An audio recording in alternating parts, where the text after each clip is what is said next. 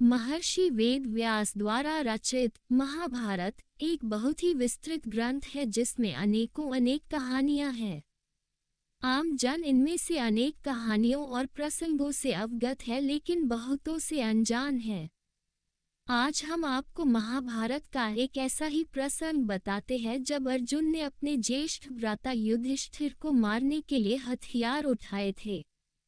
आइए जानते हैं आखिर अर्जुन ने ऐसा क्यों किया और इसका परिणाम क्या निकला। महाभारत काल की यह कथा हमें वह समय याद कराती है जब कुरुक्षेत्र युद्ध चल रहा था। ये युद्ध का 17वां दिन था और राजकुमार युधिष्ठिर तथा कर्ण के बीच युद्ध हो रहा था। सभी को इस युद्ध से बेहद उम्मीदें थी कि तभी शस्त्र विद्या में माहिर रहे कर्ण ने युधिष्ठिर पर एक जोरदार वार किया। एक के बाद एक करके कर्ण के सभी वार युधिष्ठिर पर भारी पड़ते गए और वह बुरी तरह से घायल हो गया। अब कर्ण के पास एक मौका था कि वह युधिष्ठिर को मारकर पांडवों की नींव हिलाकर रख दे, लेकिन उसने यह मौका हाथ से जाने दिया। आखिर क्यों? कर्ण ने युधिष्ठिर पर सिर्फ इसलिए वार नहीं किया क्योंकि उसने पांडवों की माता कुंती को यह वचन दिया था कि चाहे कुछ भी हो जाए, वह उनके किसी भी पुत्र को जान से नहीं मारेगा। और यही कारण था कि ना चाहते हुए भी कर्ण ने युधिष्ठिर को जीवित ही जाने दिया। जब अनुज नकुल तथा सहदेव ने अपने ज्येष्ठ भ्राता राजकुमार युधिष्ठिर की यह हालत देखी तो शीघ्र ही उन्हें तंबू में ले गए, जहां उनकी मरहम पट्टी के सभी इंतजाम किए गए।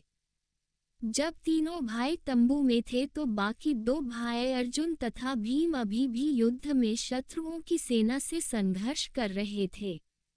अचानक ही अर्जुन को राजकुमार युधिष्ठिर की अनुपस्थिति का एहसास हुआ और उन्होंने भीम से इस बारे में पूछताछ की। तब भीम ने बताया कि किस तरह से कर्ण तथा युधिष्ठिर के बीच हुए द्वंद्व युद्ध में भ्राता युधिष्ठिर घायल हो गए, जिसके बाद उन्हें विश्राम करने के लिए ले जाया गया है। तभी भीम ने अर्जुन से कहा कि वह शत्रुओं को अकेले ही संभाल लेंगे और अर्जुन से आग्रह किया कि वे भ्राता युधिष्ठिर के पास जाएं और उनके स्वास्थ्य का ब्यौरा लें। आज्ञानुसार राजकुमार अर्जुन उस तंबू की ओर चले दिए, जहां युधिष्ठिर घायल अवस्था में पीड़ा से जूझ रहे थे। तंबू में लेटे हुए युधिष्ठिर ने अचानक ही अपने अनुज को अपनी ओर आते हुए देखा। अर्जुन को देख उनकी खुशी का ठिकाना ना रहा।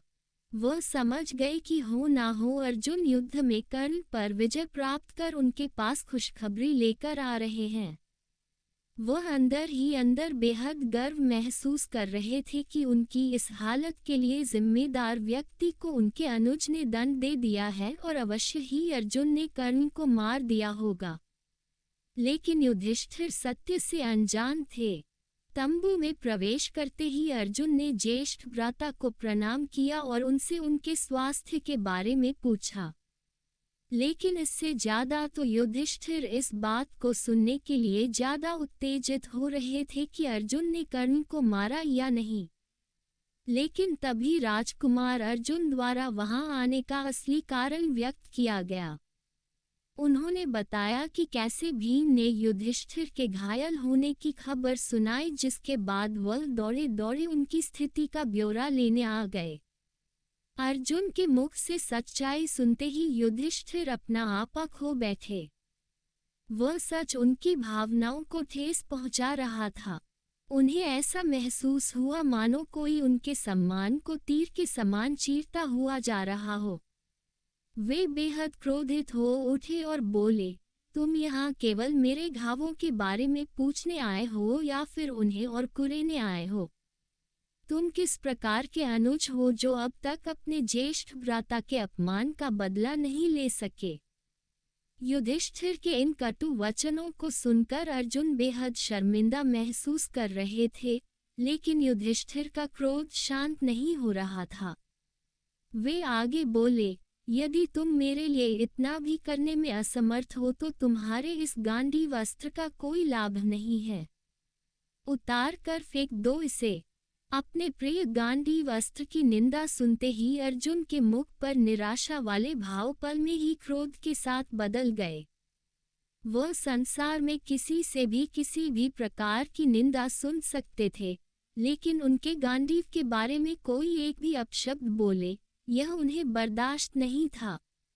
दरअसल यह अर्जुन द्वारा लिए गए एक वचन का हिस्सा था, जिसके अनुसार कोई भी अपना या पराया व्यक्ति यदि उनके पवित्र एवं प्रिय गांडीव अस्त्र के बारे में बुरे वचन बोलेगा, तो वह उसका सिर कलम कर देंगे।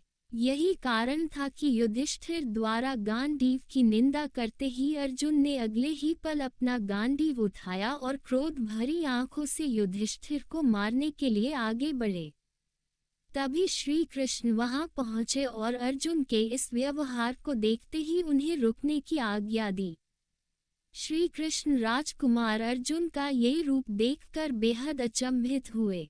वे समझ नहीं पा रहे थे कि आखिरकार ऐसी क्या बात हुई जो अर्जुन अपने ही प्रिय भाई युधिष्ठिर के प्राण लेने को तैयार हो गए। तत्पश्चात अर्जुन ने उन्हें घटना का सार बताया और फिर श्री कृष्ण को समझ आया कि आखिर बात क्या थी। उस समय भगवान कृष्ण ने अर्जुन को समझाया और बोले, हे अर्जुन, मैं तुम्हारे अपने गांडीव के संदर्भ में लिए गए वचन का सम्मान करता हूँ। वचनानुसार तुम्हें अपने ही ज्येष्ठ भ्राता को मार देने का पूरा हक है, परंतु धार्मिक संदर्भों में ये पाप है। लेकिन दूसरी ओर अर्जुन भी अपने वचन से मजबूर थे। उनकी मंशा को और गहराई से समझते हुए श्री कृष्ण बोले, अर्जुन, यदि तुम्हें अपने वचन को पूरा करना है तो इसका एक अन्य साधन भी है। माना जाता है कि अपने से बड़ों का अनादर करना उन्हें मृत्यु दंड देने के समान होता है। यदि अभी तुम अपने ज्येष्ठ भ्राता का अपमान करो तो तुम्हारा वचन पूरा हो जाएगा। श्री कृष्ण की आज्ञानुसार अर्जुन ने अगले ही पल युधिष्ठिर का तिरस्कार किया। अपने द्वारा किए गए इस अनादर को अर्जुन सहन ना कर सके और इस बार अपने ही प्राण लेने के लिए उन्होंने अपनी तलवार उठा ली। लेकिन भगवान कृष्ण ने उन्हें ऐसा करने नहीं दिया।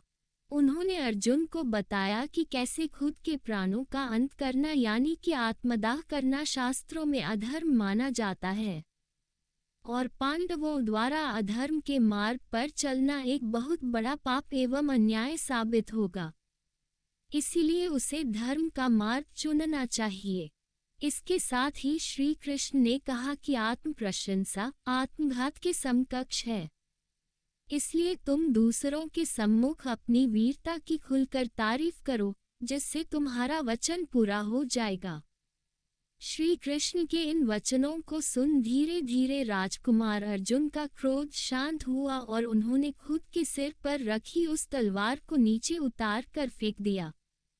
इस प्रकार भगवान कृष्ण के निर्देशों से राजकुमार अर्जुन का वचन पूरा हुआ और साथ ही वह किसी भी प्रकार का अधर्म करने से बच गए।